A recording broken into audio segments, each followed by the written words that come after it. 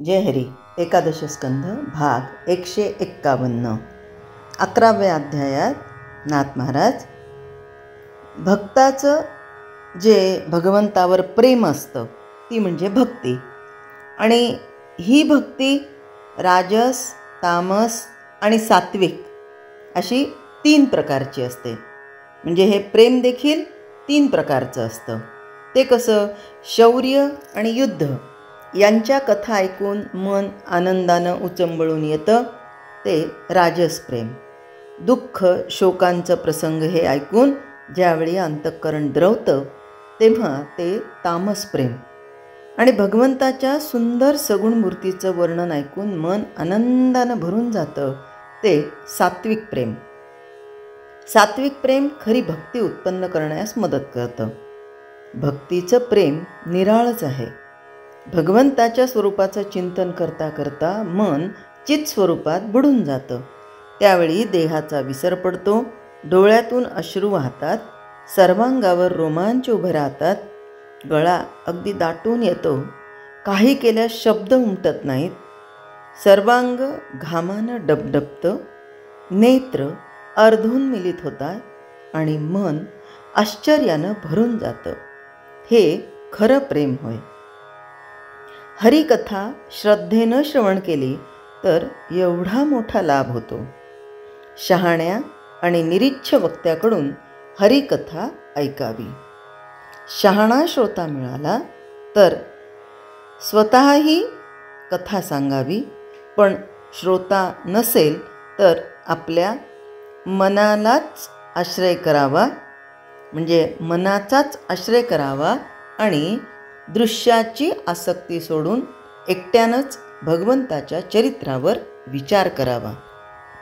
आणि कथा ऐकायला वैष्णवांचा समुदाय मिळाला तर आळस आणि अभिमान दूर सोडून देऊन केव्हाही नामस्मरण करत कीर्तनामध्ये आवडीनं नाचावं. म्हणजे नाथ महाराज आपल्याला थोडक्यात असं सांगतात की कीर्तनासाठी, भागवतासाठी गर्दीच पाहिजे असं नाही, तर दर्दी मिळावे. आणि दर्दीही नाही मिळाले तर भगवंत समोर आहे, भगवंत मनात आहे, भगवंत म्हणजेच मी आहे असं म्हणून त्या भगवंताचं स्वतःच गुणगान करावं. भगवंताच्या प्रेमानं उन्मत्त होऊन जे लोक आवडीनं अहोरात्र नाम गातात त्यांचं मन आणि शरीर भगवंतानं भरून जातं. आपण मागे एकदा नाही का तो दृष्टांत पाहिला होता. जनाबाई गौऱ्या थापता थापता त्यांच्या गौऱ्यांना विठ्ठल विठ्ठल नाम ऐकू यायचा, वाळलेल्या गौऱ्यांना. आणि अशा सगळ्या संतांचं पण आपण पाहिलेलं आहे की विठ्ठलांनी सांगितलं होतं की माझा भक्त त्या मंगळवेढ्यामध्ये भिंत दबून गेला तर त्याच्या अस्थी घेऊन ये. आता नामदेव महाराज म्हणाले अस्थी कशा आणायच्या, त्यांच्याच असतील हे कशा, ज्यातून विठ्ठल विठ्ठल नाम येईल तो माझा चोखा मिळायच्या अस्थी आहेत त्या घेऊन ये. म्हणजेच भगवंताच्या प्रेमानं उन्मत्त होऊन जे लोक आवडीनं अहोरात्र नाम गातात त्यांचं मन आणि शरीर भगवंतानं भरून जातं. त्यांचा धर्म, अर्थ आणि काम भगवंतच होतो. आता तो मांस विकणारा सजन कसाई, आता त्याचा धंदा होता मांस विकायचा, पण भगवंताला विष्णू रूपामध्ये म्हणजे शाळीग्राम हे त्याच्या तराजूमध्ये ते मांस तोलायचे, पण त्याचा हेतू भगवत स्मरणाचाच असायचा. आणि त्याचा धर्म, अर्थ आणि कामही काय भगवंतच झालेला. भजन हेच त्यांचं कर्म, अर्पण हाच त्यांचा धर्म आणि प्रेम हीच त्यांची इच्छा असते. तात्पर्य काय? मन, धन आणि वाणी यांनी घडलेली भक्तांची सर्व कर्मे सर्वस्वी अर्पण बुद्धीनं होतात. आता भक्त कसा एकनिष्ठ होतो, कसा असतो? काय झालं, एका गावामध्ये एक संत होते आणि ते नदीच्या या तीरावरून त्या तीरावर जायचे आणि जाता जाता होडीमध्ये बसायचे. आणि होडीमध्ये बसल्यावर तो जो होडीवाला आहे त्याला परमार्थाच्या 4 गोष्टी सांगायचे आणि तो होडीवाला त्यांच्याकडून पैसे घेत नसत. तो म्हणायचा, तुम्ही मला इतकं अमोल ज्ञान देता की जे कशानेच मिळणं शक्य नाही, तर त्या ज्ञानाची किंमत मी लावूच शकत नाही, मी तुमच्याकडून पैसे घेऊच शकत नाही.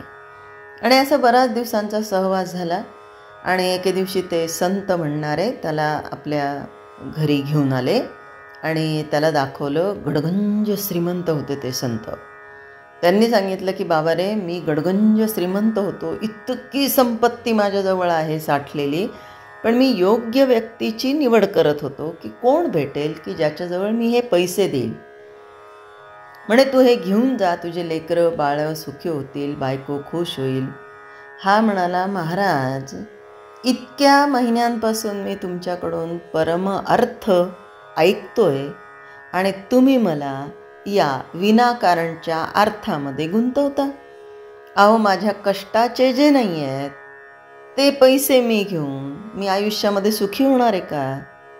त्यामुळं तुमचं धन तुम्हाला लखलाभ, मी माझं जेवढं रोज कष्ट करून खातोय त्यामध्ये मी आनंदी आहे आणि रात्रीची झोप ही माझी सुखाची आहे. त्यामुळे तुमचा पैसा तुमच्याजवळच राहू द्या. आता बघा, हा होडीवाला संत का जे फक्त तत्त्वज्ञान सांगत होते ते संत? तर खऱ्या अर्थाने जो हा साधक असतो त्याला जे काय असेल ते सगळं त्याने अर्पण केलेलं असतं. म्हणजे तन, मन, धन आणि वाणी यांनी घडलेली भक्तांची सर्व कर्मे सर्वस्वी अर्पणबुद्धीनं होतात. अशा भक्ताचं कर्म पूजा बनते, बोलणं जप होतो, पाहणं दर्शन होतं, चालणं यात्रा होते, खाणं आहुती होते, तर निद्रा समाधी असते. हीच खरी भक्ती असून ती सनातन आहे. अशा भक्तीमध्ये भगवंताच्या अस्तित्वाची जाणीव सहजपणे टिकते. वेदांतामध्ये या भक्तीला संविती असं म्हणतात, तर शैव हिलाच शक्ती असं म्हणतात. इंद्रियांना दिसणारं विश्व भगवंताचे अवतार आणि त्यांच्या लीला, दिव्य लीला या शक्तीच्या प्रभावातच घडून येतात. ती भक्ती संतांची सेवा केली असता प्राप्त होते. मग आता एखाद्याला प्रश्न पडेल की मग संत नेमकं कोणाला म्हणायचं? ज्यांनी भगवी वस्त्र धारण केली त्यांना, ज्यांनी विभूती वगैरे लावली त्यांना, ज्यांनी रुद्राक्षाच्या माळा घातल्या त्यांना, ज्यांनी खडावा धारण केल्या त्यांना, ज्यांनी संन्यास घेतला त्यांना? नाही, असा आपल्या विचारांचा गोंधळ होऊ नये म्हणूनच नाथांनी संतांची लक्षणं सांगितलेली आहेत या 11व्या अध्यायामध्ये. संतांनी लिहिलेल्या ग्रंथामध्ये भक्ती आणि संत लक्षणं वारंवार वर्णन केलेली आढळतात. भक्ती म्हणजे अपरोक्षानुभूती, म्हणजे अतींद्रिय आत्मस्वरूपाचा अनुभव होय. हा अनुभव ज्याला येतो तो संत पदवीला चढतो. आत्मानुभूती कितीही जरी अतींद्रिय असली तरी अखेर तिचा आविष्कार संतांच्या देहातच होतो. म्हणून आत्मज्ञान शब्दांच्या पलीकडे आहे असं कितीही जरी सांगितलं तरी अनेक प्रकारच्या गुणरूपानं ते संतांच्या देहातून व्यवहारात डोकावतं. शिवाय संतांचं सहज जे गुण ते साधकाला साधनं होतात. यासाठी त्या गुणांचं जे निरनिराळे पैलू सांगणे हे साधकाच्या दृष्टीने उपयुक्त असते. या दोन्ही दृष्टींनी भक्ती आणि संत लक्षणे पुन्हा पुन्हा सांगावे लागतात. नुकतंच भक्तीचं वर्णन येऊन गेलं, आता यापुढे संत लक्षणांचं सविस्तर वर्णन आपण ऐकूया. संत, सद्गुरू आणि सज्जन हे तिन्ही शब्द एकाच अर्थी वापरलेले असतात. म्हणून संत सेवा म्हणजे सद्गुरू सेवाच होय. जय हरी. स्तोत्र, मंत्र, संपूर्ण भगवद्गीता, एकनाथी भागवत, भजन, भक्तिगीतं, डोहाळे, पाळणे, उखाणे व महिलांसाठी खास किचन टिप्स हे सर्व पाहण्यासाठी माझ्या यूट्यूब चॅनलला एकदा नक्की सबस्क्राईब करा आणि हो, लाईक व शेअर करायला विसरू नका.